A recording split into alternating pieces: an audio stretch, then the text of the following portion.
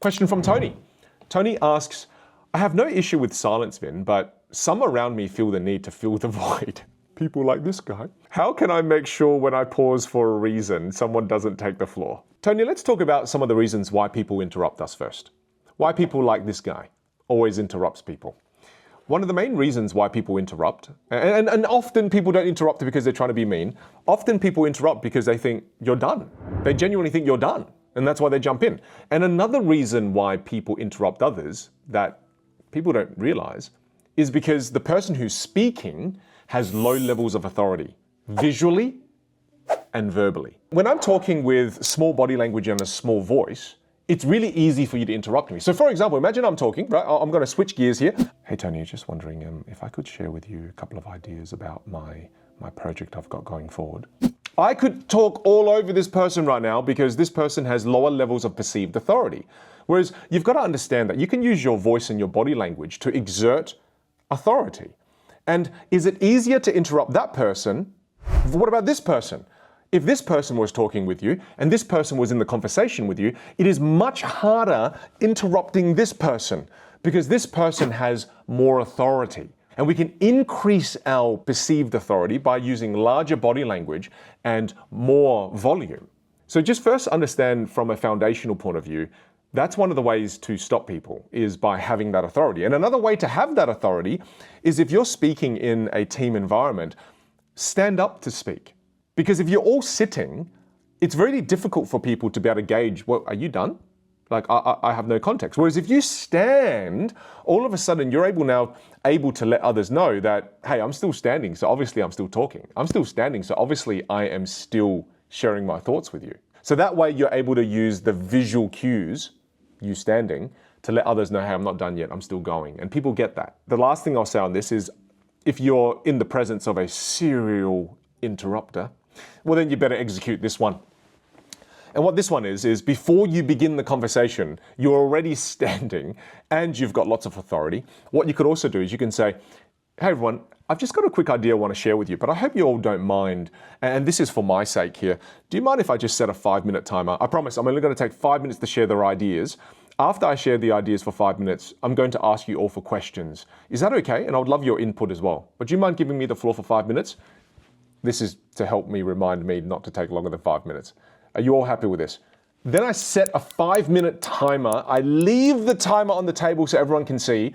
And then now I have the floor for 5 minutes. So when you frame the conversation like I just did, you're letting these serial interrupters know that, hey, I really do value your opinion. I just need 5 minutes to share my ideas with clarity. And then I'm going to ask for your input. How can you use body language in situations where the other person is encroaching on your space and you suddenly want them to give you more space? What do you do, Vin? Ah! Okay, she didn't scream, I added the scream. Because I also feel this as well. And being a keynote speaker, I can tell you right now that lots of people don't give me space. And I'm someone who likes space. And I've met thousands of people that when they stand next to me, they're like, hi Vin, so good to see you. I'm like, hello. Yeah, it's crazy. So I'll share with you a couple of my methods. I'm not saying these methods are great by any means. These match my personality. I hope they help you. So I do this classic one, okay? So when someone stands really close to me, this is what I do. First of all, I feel really uncomfortable. So then I immediately take a big step back and I put my hand out in a very firm manner. And then I say this, okay? This is a bit cheeky of me, but I go, I'm so sorry. Sorry, I'm so bad at this. I often don't give people any space at all, and I understand how uncomfortable this makes people. So sorry, I want to give you some personal space. So tell me, what's the question you have for me? Haha, see what I sneakily did there? I put the blame on me. So I don't make them feel bad because I'm being subtle about it, right? But I'm being very firm with my gestures. And I sometimes even put it on, obviously if it's a man I do this, I put my hand on their chest, I push them back in a very firm way, slightly, and I say, oh, I'm so sorry, James, I'm really bad at this. I never give people space. And I realize it makes people feel really uncomfortable as I'm putting both my hands out to stop them from moving back near me again. And then I kind of take the blame. I go, hey, so tell me, what's your question? Right? And in the heat of the moment, again, you don't have to touch them, but sometimes I just have people who really, really don't respect personal space, and then I really push them back. But again, you don't have to touch people. You just kind of have your hands out and you put it on you. I think it's bloody genius. I mean, a second one is hold a drink. Hold something when you're meeting people. I think that's a very important tip when you're networking. Just hold a drink so you don't feel like, I don't know what to do with my hands. Just hold a drink. And then what you could also do is when someone's being too close to you, you can say, hey, you could take a step back and say, hey, sorry, I just don't want to spill this on you. I've been known to be called the clumsy one. And then take a drink, pretend to spill a bit. Up to you how far you want to take that one. These are my two go-to moves to just get people to give me some damn space. I'd like to get Vin's preferred method on giving feedback to someone. Sure, thank you for asking. I'd love to share it with you after I get a sip of caffeine. Look, I think the first thing that's really critical with feedback is make sure you choose the right setting.